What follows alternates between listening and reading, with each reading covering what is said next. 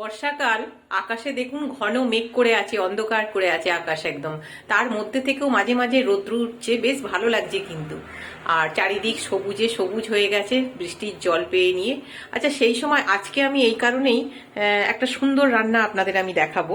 সেটা হচ্ছে চিংড়ি মাছ আর পটল বাটা। চিংড়ি মাছটা আমি ধুয়ে লবণ হলুদ মাখিয়ে রেখে দিয়েছি। আর এখানে পটল খোলা শুদ্ধ দিলে খুবই ভালো হয়। এই যে কেটেছি ছোট ছোট করে, এরম ভাবে কেটে নিয়েছি। আর এখানে হচ্ছে কাঁচা লঙ্কা, আপনারা যেভাবে ঝাল খাবেন সেই মতনই কাঁচা লঙ্কা দেবেন। আমরা একটু ঝাল খাই, সেই জন্য এই কাঁচা লঙ্কাগুলো সবগুলোই দেবো। তো একত্রে এগুলো বেটে নেব। দিয়েছি সাদা তেল, তাতে দিয়ে দিলাম কালো জিরে। সাদা তেল বলতে সোয়াবিন অয়েল। শুকনো লঙ্কার পরে দিয়ে দিলাম পেঁয়াজ কুচনো।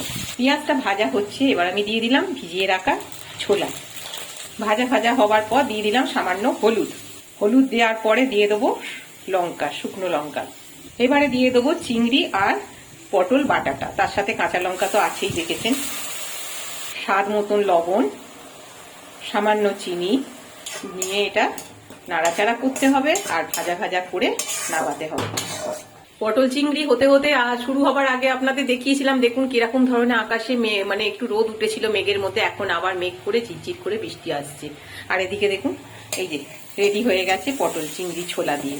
দারুণ স্বাদ, এইভাবে বানিয়ে খাবেন, গরম ভাতে আর কিচ্ছু লাগবে না। আমাদের আজকে হয়ে গেল পটল চিংড়ি ভিজানো ছোলা দিয়ে। ভালো লাগলে অবশ্যই লাইক শেয়ার করবেন আর সাবস্ক্রাইব করে আমাদের পাশে থাকবেন। নমস্কার।